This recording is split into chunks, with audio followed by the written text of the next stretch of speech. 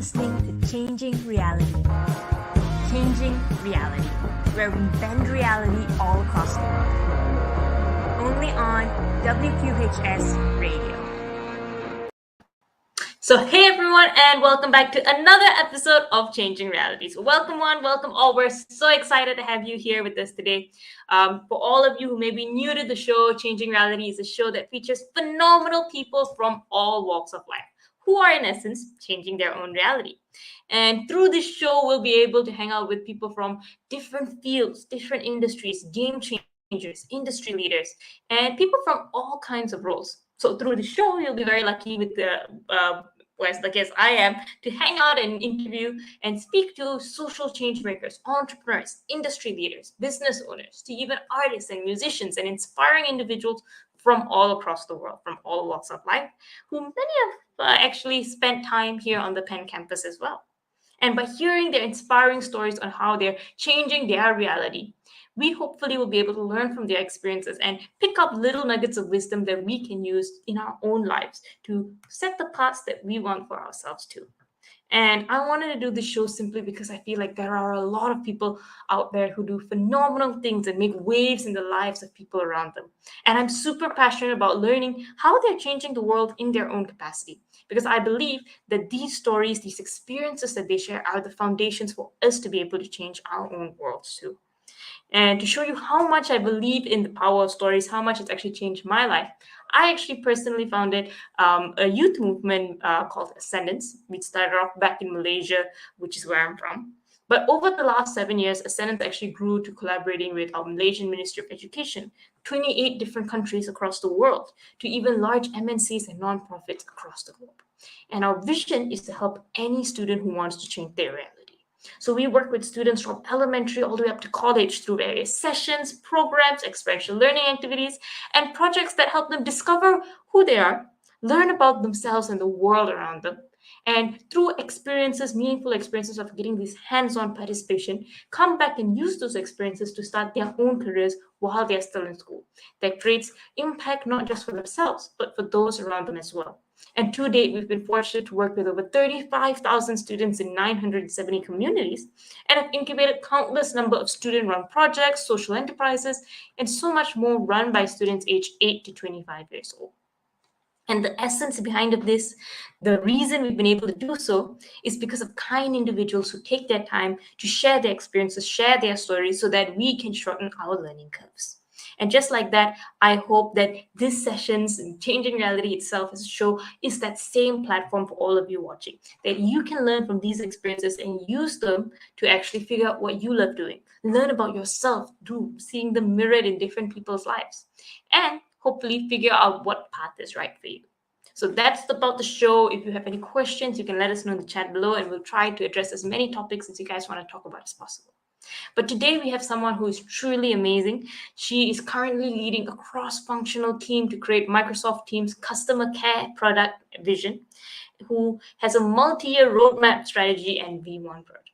So this amazing speaker that we have today, prior to her current role, actually led a portfolio of Kubernetes, a low-code application service for Microsoft Azure, and which actually owned a 500 million profit and loss for a Microsoft product. So she defines the vision, business, and product strategy, incubates and launch early to growth phase products using cutting-edge technologies, and leads worldwide go-to-market for a portfolio of products that experience exponential growth during her leadership.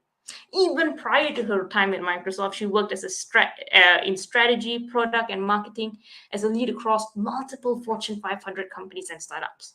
As well as she is someone who actually holds an MBA from the Wharton Business School. So she spent some time on our campus as well and was certified in product innovation from Wharton's Executive Education Program.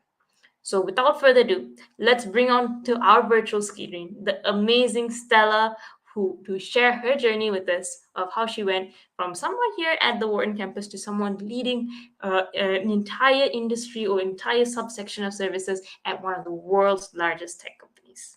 So let's welcome Stella. Hello. Hi, Stella. How are you? Hi, everyone. I hope that we didn't catch you on too busy of a day. Is your morning going all right? Yes, yes. This is actually my second meeting. It's 10 a.m. So I had actually two meetings already in the role, but very happy to be here. All right. Well, thank you so much for joining us. I'm so excited to talk to you. You're someone who I think is absolutely amazing. You do so many amazing things at Microsoft, even like as an individual, just curating the sales, the product, the different dimensions of something, and really seeing it come to reality. So I'm very excited to hear about your journey and where you started. So to just flash back before we step into the amazing things that you do now, I'm so curious. Were you this confident leader that we see today? Or how were you like when you were like many of us watching as a student, like prior to your time, even prior to your time at Penn, back when you were studying your bachelor's degree, back when you were, I think, in Beijing, which is where you're from? How were you like as a person, as a student? And did you think that this would be the way that your life turned out? I would not say I'm not the kind of person who can envision like 10 years down the road. Like I sometimes make plans, but absolutely like I didn't start with even for like speaking in the public, like in a professional environment or whatnot. I'm definitely not the natural kind of confident person at all. The building blocks really comes down to, I would say, family educations, how I got encouraged by my family, and how gradually in your career stage or whatnot, throughout your career stages, you get encouragement from different kind of environments, your mentors, you have achievements, and you get kind of like get through that. One of the pivot point is actually, I think we briefly discussed it even when we are chatting on the side, is actually in Wharton. I was a relatively shy student. Kind of when I first year at Wharton, I purposely actually put my name tag, put my real name on my name tag, which is very hard to pronounce for English speaking people, right? Like it's 临风 xiaoyue. It's really hard to pronounce for English speaking. If you're not Chinese, it's hard. And I purposely put it there just because I don't want to get cold called. But like I had a pivotal moment. I had a pivotal moment almost like towards the end of my first year. By the way, I had an amazing first year and through various kind of like networking and classes and all the opportunities. But somehow down there, I was like, okay, I want to make a change. It's kind of like coming from internal motives that I want to make a change, and actually purposefully made a kind of almost like a daily or a kind of a regular goal for myself, in a sense that I want to actually speak every single class. I want to grasp at least one opportunity to speak up. Like at least I'll raise my hand. Like whether the professor call me or not, that's a right. Like if they don't kind of call you like in a, you cannot control. But if you actually, I at least want to raise one hand, my hand at least once per class. And I figured that my logic of thinking, like when a lot of Asian people, when we speak, we want to make sure there's some substance when we are speaking. Like we actually the one that actually have some contribution. Therefore, we want to speak out our ideas. But in reality, a lot of people, I would say like people born and raised in the States, for example, they are naturally kind of like expressing their ideas, even it's just a question, it's just a like kind of a fact and without any kind of addition. It could be like, or there's more value to it. But the muscle of doing that, I slowly gather that through that once per class kind of opportunity. I started to kind of say, hey, like lay out the facts, and here's my a little bit addition, may or may not work, or ask a question. And slowly I found the skills can be built, and you can somehow detach yourself from kind of your shell inner self, a shy inner self. Like you can detach it from there and really kind of like start to build up your confidence. Of course, later on, the real confidence come from achievements, come from acknowledgement, come from a lot of the success and failures that you feel like comfortable going through failures. That confidence is through experience and time. It's no easy job. I feel like everyone is like today, even today, if you ask me to get on a stage in front of thousands of people, I will still be nervous, right? I'll need to practice. I need to kind of like just get into the flow of speaking 10 minutes before the speech. There are a lot of like little tips that can help you to build up your confidence like that for those occasions. But the real confidence really coming from experiences and your internal motive that want to have a change. Amazing, absolutely brilliant. And you are someone who had so many extremely, I would say, out of this world experiences, even prior to your time at Wharton, later, like moving into the career world. Let's talk a little bit about kind of like your journey to Wharton and the things that you did before that. You studied economics in your bachelor's degree, which is very impressive, very, very smart people subject, as I say. And you also had some time where you actually traveled after that, if I'm not mistaken. So you went in New Zealand, you went in different parts of the world. Tell us a bit about those early experiences that you had and how they formed you as a person. Yeah, Wharton definitely made a bet on me. They even gave me a scholarship to make sure that I can afford the afford the tuition. So I'm definitely not a typical kind of like recruitment for Wharton. I was very young. Like most Wharton MBA students are at least 5 years into their career. I only have like 3 years at that time, and so I'm definitely not a typical recruitment. But I'm really grateful.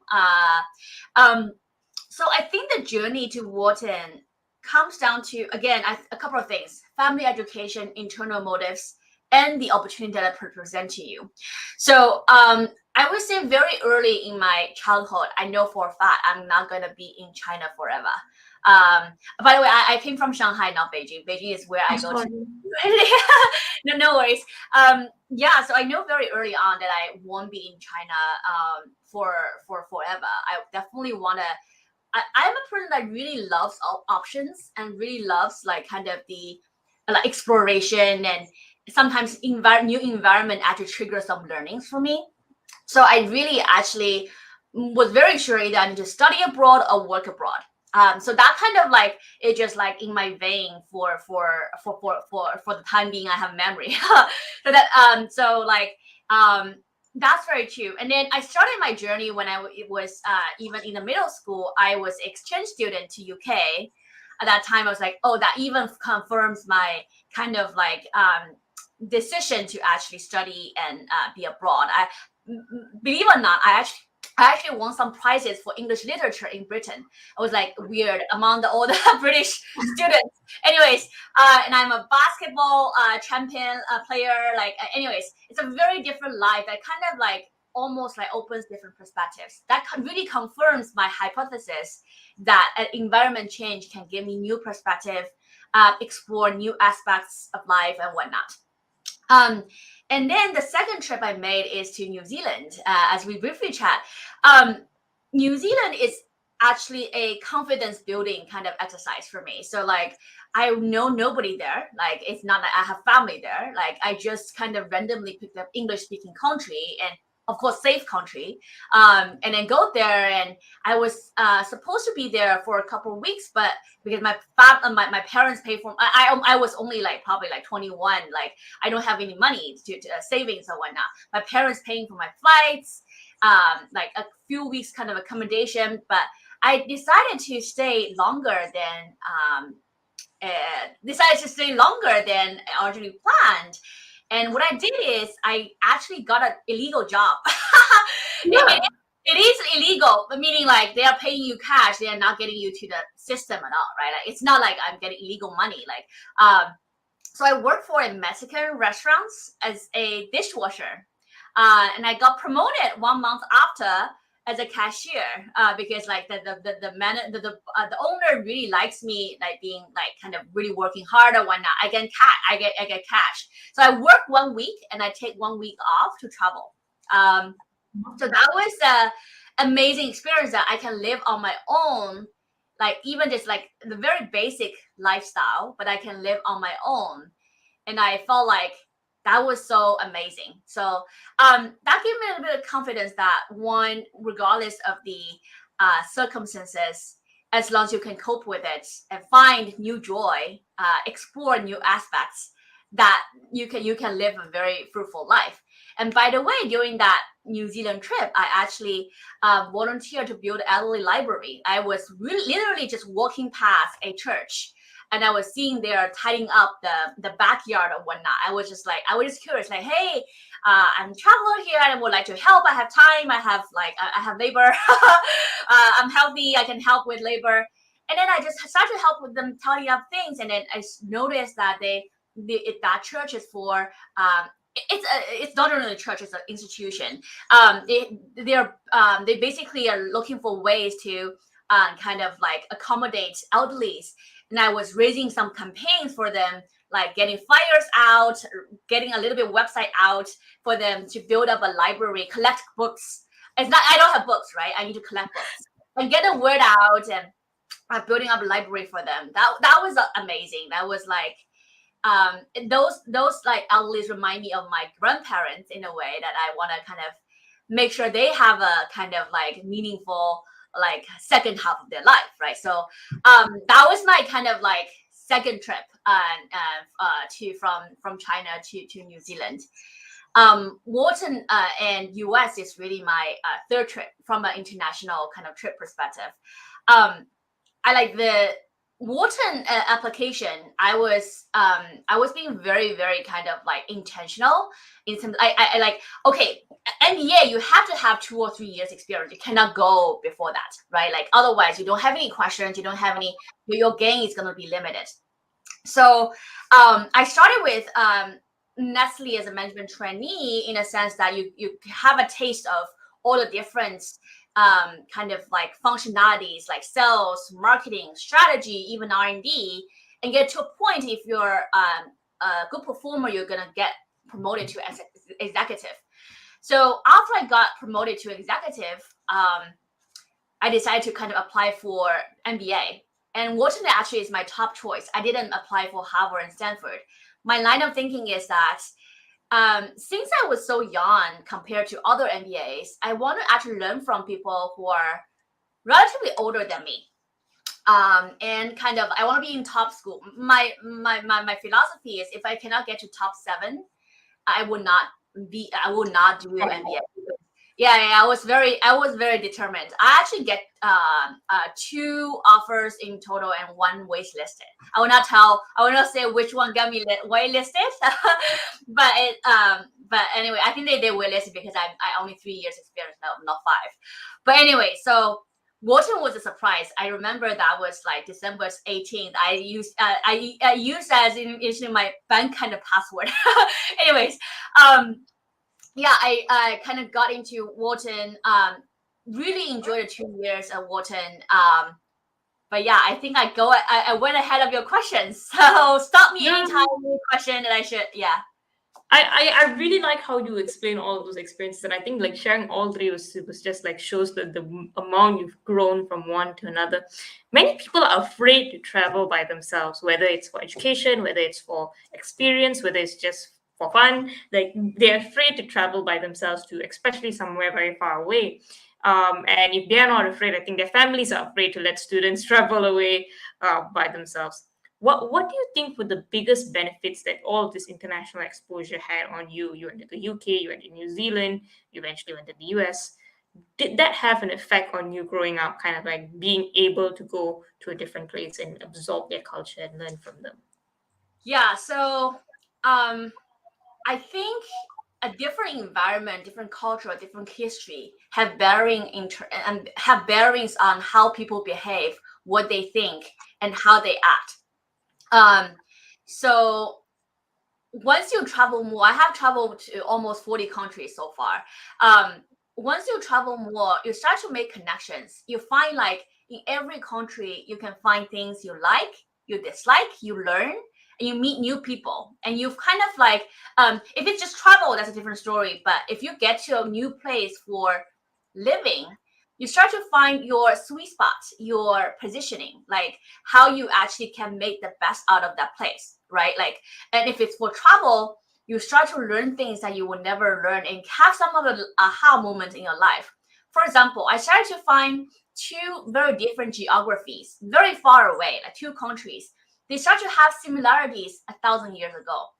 So like you can start to find like the way they do their arts, the way they kind of like worship gods. They start to you start to observe similarities that's not documented in any human history. You start to have those aha moments that just transcend time and space. So that's kind of the beauty of it. And then also kind of I love photography. I'm happy to share my like kind of like album. Like I like to take people portrait, but it's not real the formal portrait. I love to take photos of people in their daily life when they have emotions. And then you can feel like although the places, the areas are very different. They have very different surfaces, but there are some common threads you can find, whether it's through a history observation or people's emotion or whatnot. You start to find very grounded that you're observing some essence of life. So I guess what I'm saying is I was amazed by the differences, but in the meantime, I feel also thrilled to find some common threads in humanity through travel. That's what travel gives me. Like, and I think if you talk to a person that travel a lot versus have relatively kind of like being within their own country or whatnot, the conversation is very different. You can just have so many more things to discuss. Of course, like other like for me, like I'm not a very kind of like I don't know how to I don't ski very well. I don't ski like skateboard. Like I don't think I'm not I don't know how to kind of like really ski very well. So like there are people who or diving or whatnot. I'm not a very kind of those type of person, right? So maybe they have those conversations, but I figure that the traveling really is a perspective expanding exercise. Your point about traveling alone, I think there is kind of pros and cons of traveling alone and traveling with friends or traveling with a group. It's really kind of, for me, it's really a factor of, well, like if you ask me to travel alone to, I don't know, like, I don't know which country is in the riots right now. Like, I don't, like well, it become a political choice. But anyways, think about you are going to a country that's not necessarily very safe. I would definitely not go alone, right? Like Iran, for example. I think people will agree that Iran is not the safest country in the world, right? Like in general, like I would not travel to Iran on myself, by myself, right? Like, but New Zealand, so it was like I was young and stupid. I didn't think about going with friends or whatnot. I was like, oh, it's just like English, probably the same as Britain. But Britain is the UK is my first time I did went with my school because it's an exchange program, right? So like New Zealand is a developed country. Like I was like, there's no and nobody opposed to it. My parents was like, go, go, go. So yeah, but today, like for example, I went to Egypt like in 2018 Christmas time frame.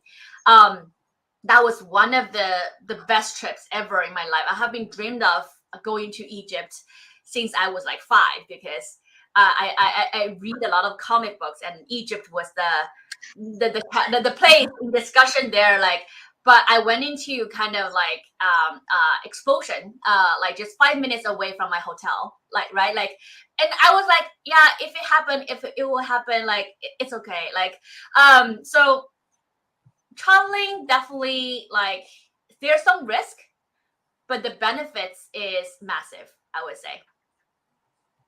Absolutely amazing. Absolutely amazing. I think when we spoke, and I can see just by the way you describe it, the value in it, kind of like the depth that it's had in your life, and I definitely think it inspire us all to want to at least take the opportunity to expand our horizons. And one of the things I think you mentioned previously when we spoke is that there's different phases in a sense to a journey. So there's the exploration phase, the figuring it out, which for you is your travel, your initial traveling in New Zealand and UK, and your time at Wharton, and then it transcends in a way to after the exploration to find where is my product market fit. I think the word we use to describe is human market fit in this world in a sense, and where is my place in this world, how do I figure out what I'm good at. How was it like for you towards the end of your time at Wharton, with all of these things that you've experienced on campus, learning with them, at the same time having traveled, been very well traveled, having now come to the US, how was it for you to figure out your next steps? Was it like, did you immediately know, okay, I'm going to do this next, I'm going to like start here, I'm going to do this, or was there an element of kind of like exploring as you figure out what was your niche, what was the thing that you were good at? Yeah, so I think you're asking career decisions. Let me just like rephrase. You have the stages that we kind of you were just Yeah. referring to. So and by no means they are sequential or linear, right? Like, so the stages in my mind in the start with exploration. Like, you need to explore what's out there, what you're good at. So the three circles I have in mind is like, okay, what you're good at, right? Like, what you're interested in, and what others want. Others meaning companies, like the market, what they value as and whatnot. These are the three bubbles. Exploration is getting a better understanding of three bubbles, right? Like these three bubbles, right? You will know gradually through one experience or two, you will know what you're really good at. And you also know like the area that you're really interested in, what type of opportunity that you're really interested in. And then you also get a better sense of what companies really value, how you get rewarded or whatnot, right? So these are three bubbles. So the first stage is really to explore and get clarity, at least like say in the near term, what those three bubbles for you are, right? The second stage is basically finding the product market fit.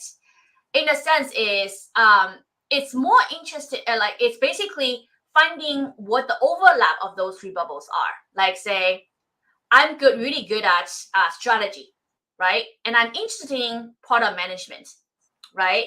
And the market really values people who can actually apply strategy to tech products versus just kind of like this kind of building like specs or whatnot, like technical kind of specs, right? So that is a perfect match in a sense that, because there are not that many people who can really translate language between technology and business, right? So I'm really good at strategy. I'm really good at translating that. And I'm interested in product management. That has been my career for like in the past 10 years, right? I'm interested in product management because of the general management aspect to it. And tech product management has so many opportunities.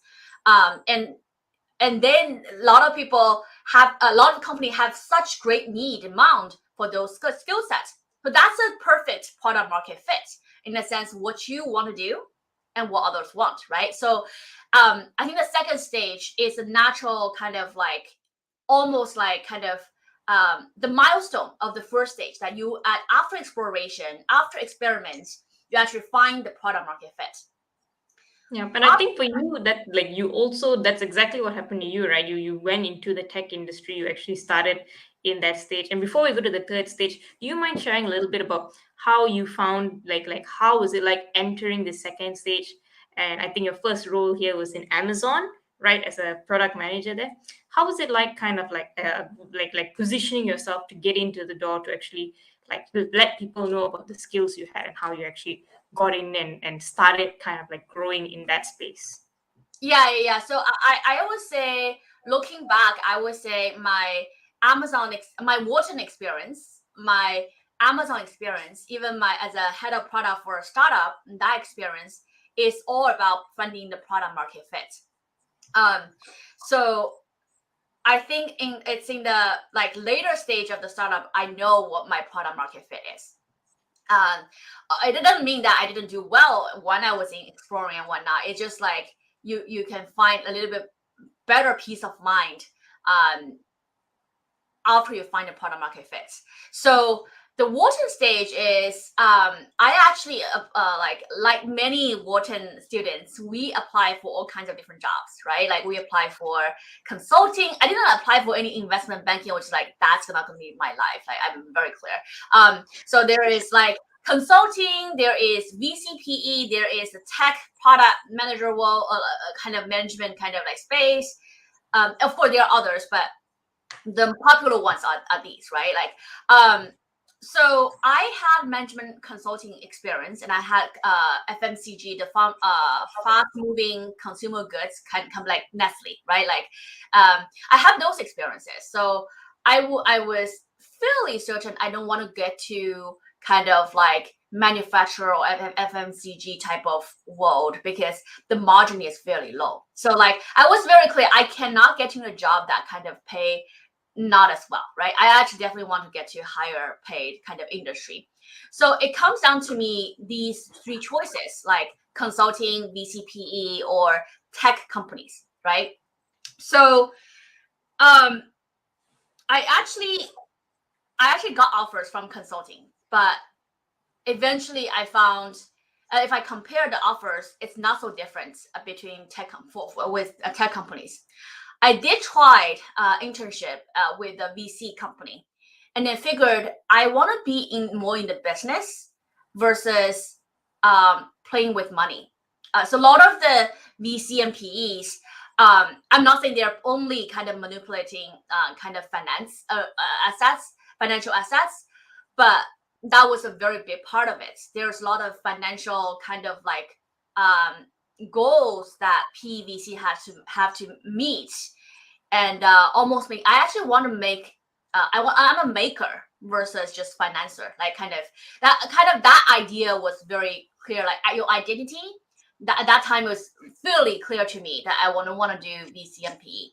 So now it basically tech companies, they pay well enough, and it's a very general management type of role that you work with finance, work with marketing, work with sales, work with like all kinds of different people. I work with engineers or whatnot. So it's a very diversified kind of at that time I was very clear, like kind of like what I'm interested in doing. I like kind of the general diversity, general management and diversity of a role. So I definitely cannot do accounting. Like I cannot repeat like so that's me. But my personality is I'm not that patient. I cannot do like the same thing every year. Like even every quarter, like I just cannot do that.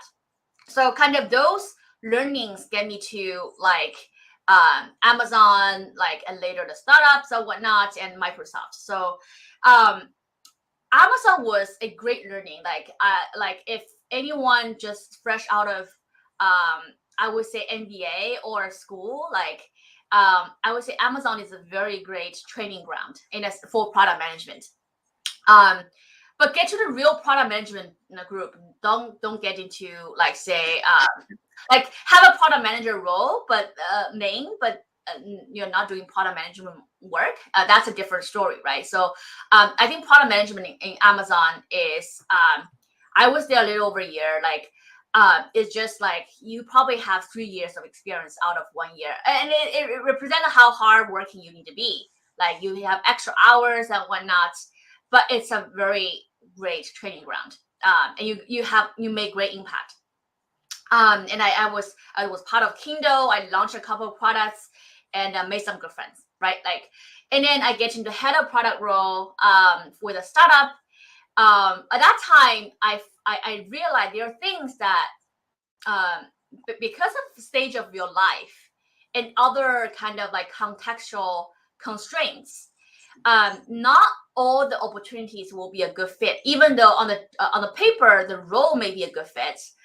For example, the startup that I went into, I did a great job in the sense that I helped the startup build up actually a new business, in the sense that but the business model change can no longer sustain basically we need to get rid of some of the existing facilities, in a sense that, and then my H1B become a kind of a real risk for the company to sponsor. The company no longer can be eligible for that or whatnot.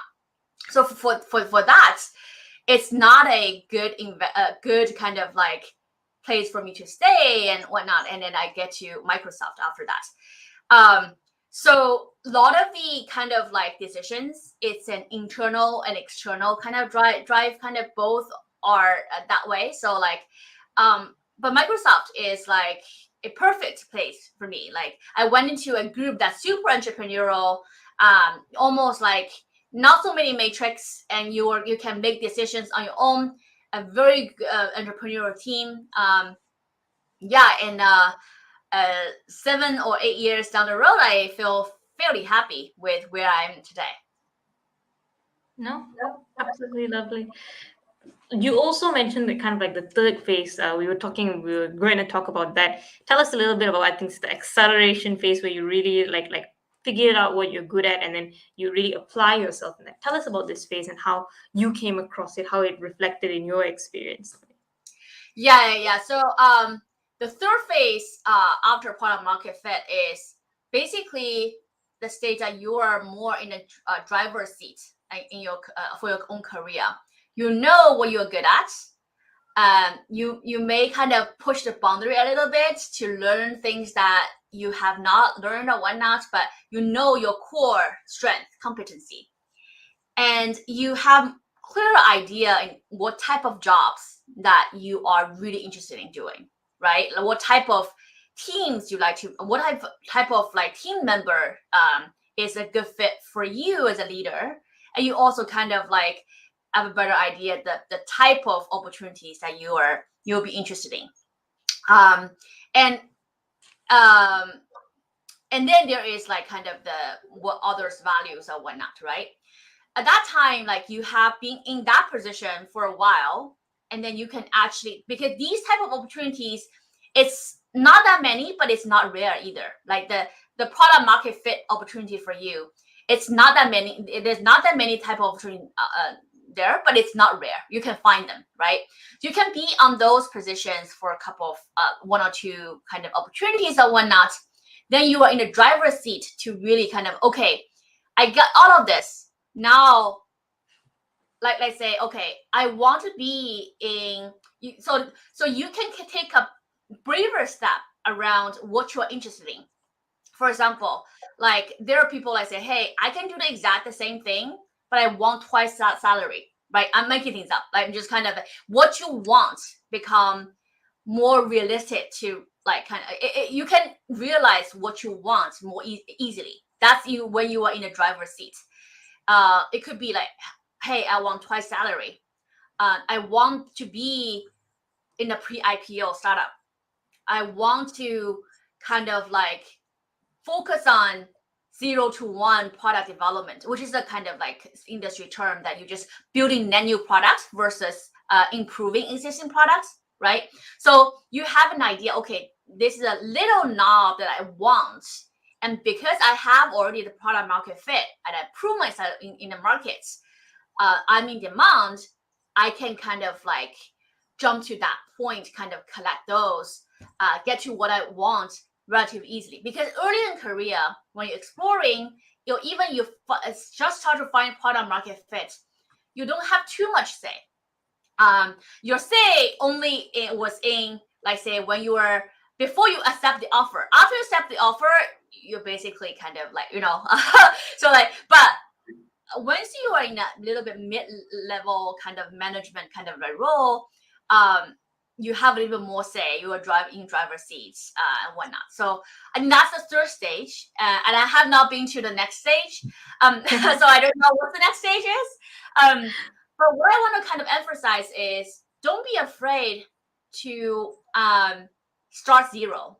Don't be afraid to clear your storage and start zero and kind of say, hey, this is what I really want.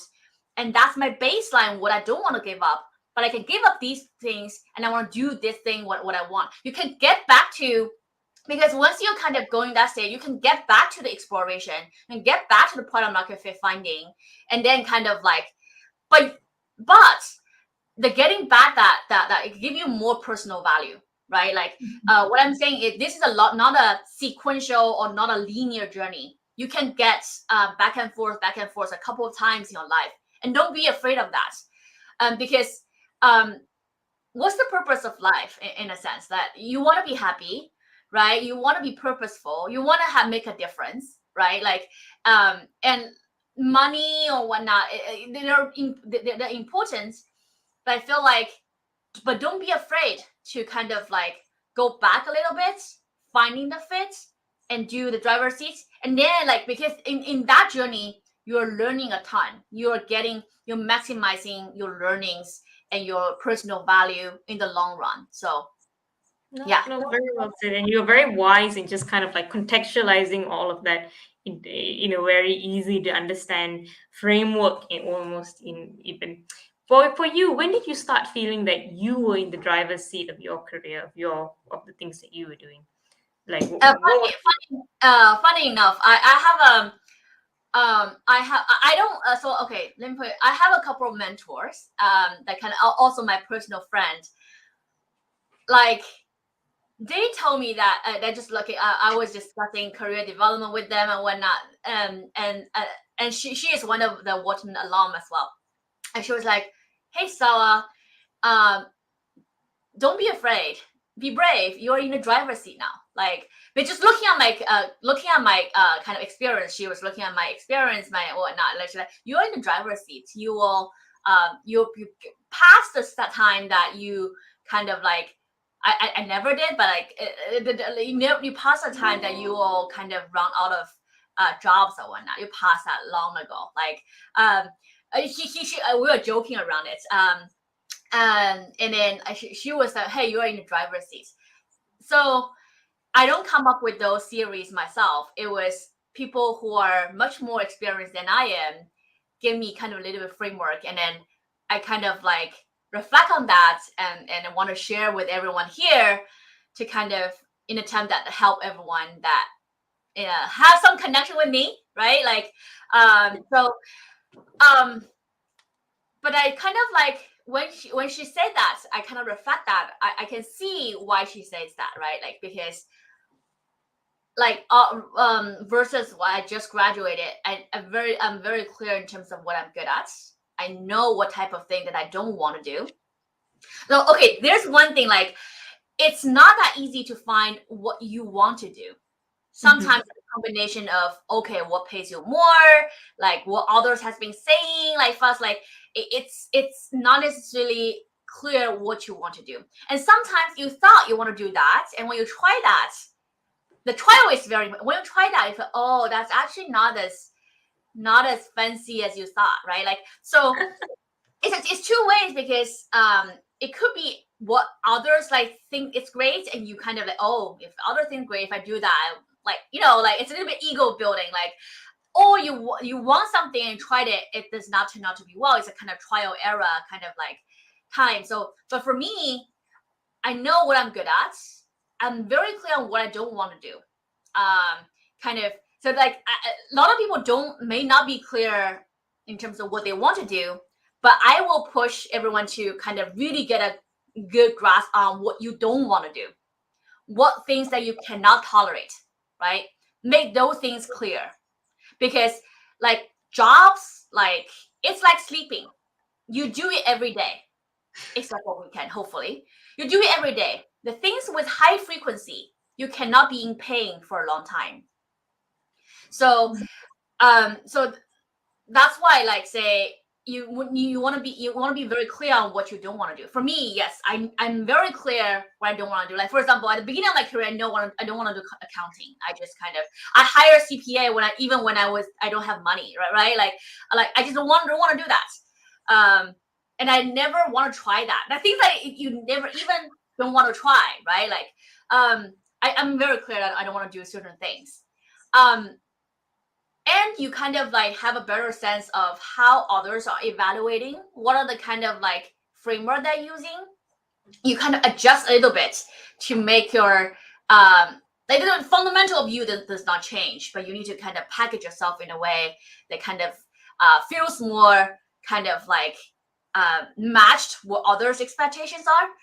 And that's important because guess what, it's very hard to make others change. It's easier to make yourself change.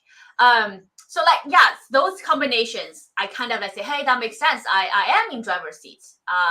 There are things that clear things I would say no now, like and I kind of like I would not accept things that I don't feel meeting my goals, and I have the confidence of not accepting those, right? Like so yes, that's when you are in a driver's seat and you kind of have a little bit more control of your career. Has there ever been a point in your career, or tell us a story maybe of when you chose something that maybe was a misfit for you, and how did you go about kind of like correcting it? Like, do you have any stories where it could be maybe something small, a project or career option? Was there any point in your life where, like, I don't know, because I feel like one of the anxieties that people have when they are in the driver's seat is that they're always worried about making the wrong decision, which I can very much relate to. Have you ever made the wrong decision and then decided, or, and then thought, oh no, what do I do now? Like, tell us a story about that. Um, there is I have many stories of that. So I think I have shared my kind of my internship with VC. I think a VC, it's a VC, not a PE company, VC company.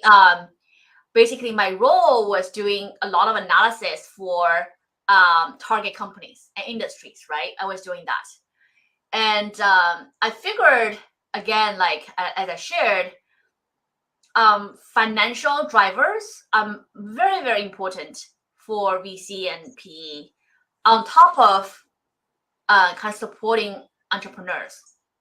I mean, that's the VC I was with, but there are kind of better VCs that kind of knows that startup interest kind of equals financial interest, but not every VC are like that, right? So like that was a moment, and lucky me, I was only an intern. I wasn't full time, so like yeah. So at that time, I was like, okay, I do not want to do VC or PE, like at least not with those that kind of more in terms of driving next round of funding, like for startups, get to the next round, like kind of more process driven versus hey, what you are doing, how we can help you to do the things that make a bigger difference in the market.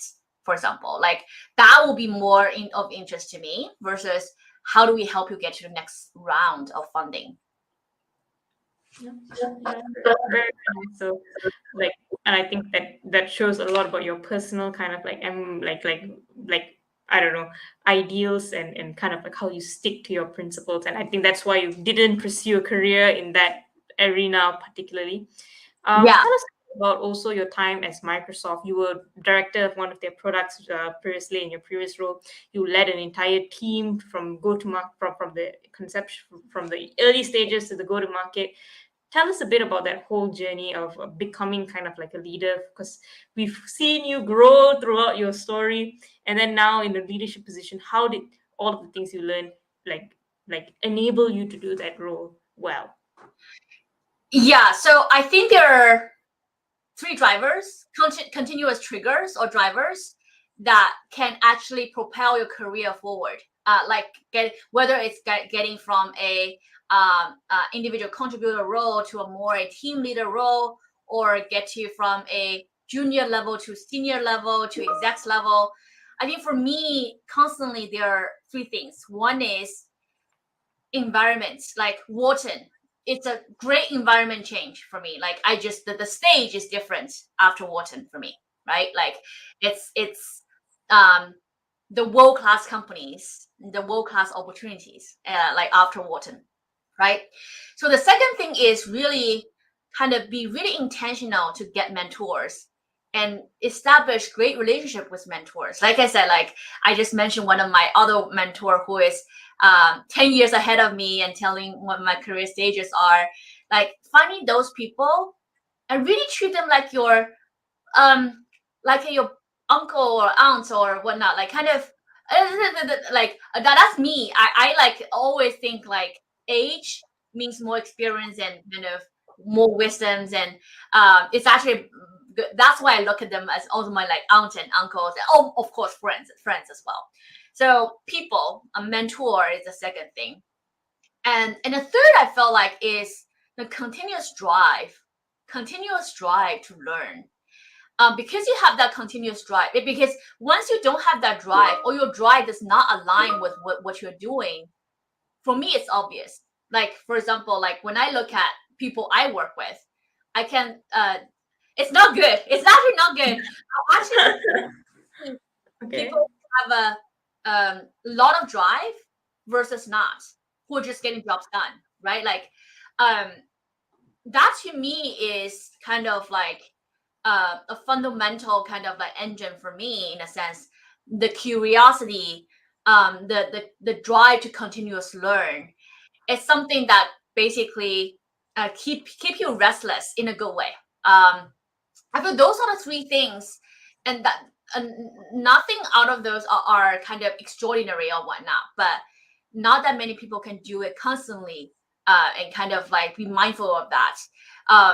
So I think the career kind of progress, like, or the trajectory that you mentioned, it really, for me, it comes down to these three elements, like environments, people, and your drive.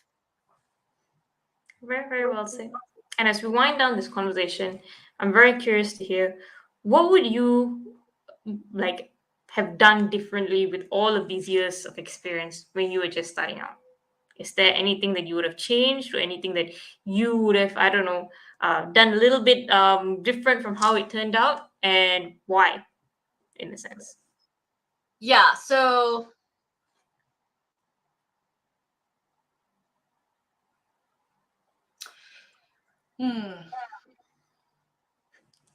I think I would love to um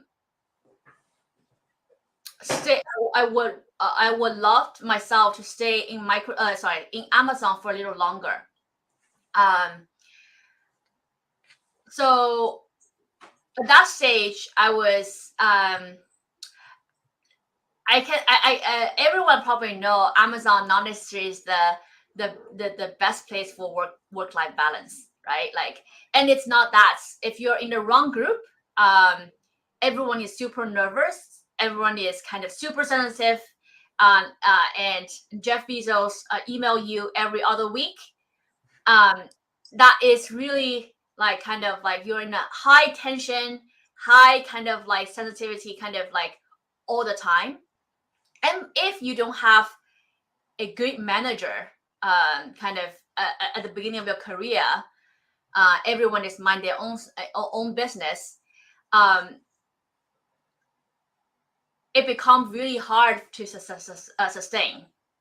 So um, for me, it was the moment that I realized that um, there is a little bit of a gap in terms of um, how I want my manager to support me versus kind of how a junior manager kind of is kind of like doing that.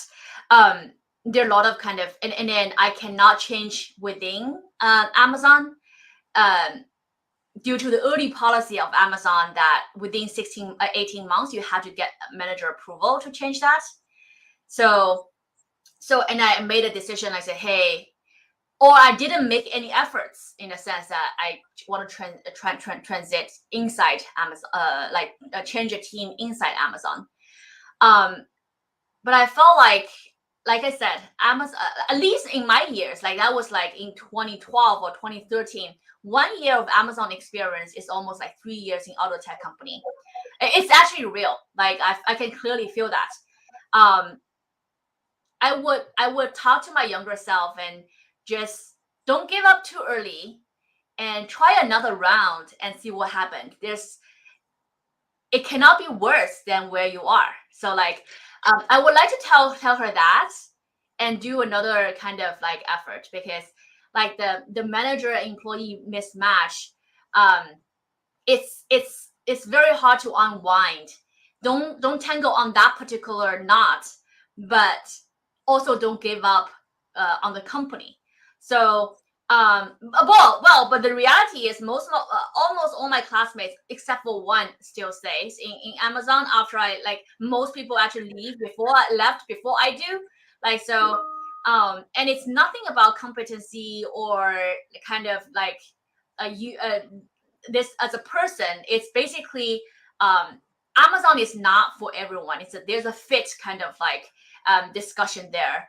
But if you find a great group, Amazon is a great company to grow. And if you're in like 3 or 5 years in Amazon, I was just talking to one of my software engineering friend, and who has been in Amazon for 10 years. He was like, after 10 years in Amazon, you can get any jobs. maybe true. But I think the learning is maybe a passing word is you have try to develop the peace of mind. Don't be afraid of certain setbacks. Kind of like, don't be afraid that, especially in the early days, don't be afraid to make mistakes. Don't be afraid of failure. Like, take your steps, work hard, take your steps, and eventually time can tell. Like for me at that time was like, I was like fidget, like, oh, like this is not a good fit, and kind of I'm working really hard, I'm doing a good job, but like why kind of there's a misfit or whatnot. I was kind of questioning those. And I said, okay, so if she does not allow me to move around, I'll just move externally and whatnot. So but stick to it for a bit longer, try different ways, and don't be afraid. That's probably like the kind of the best advice I can give everyone. Very, very well said.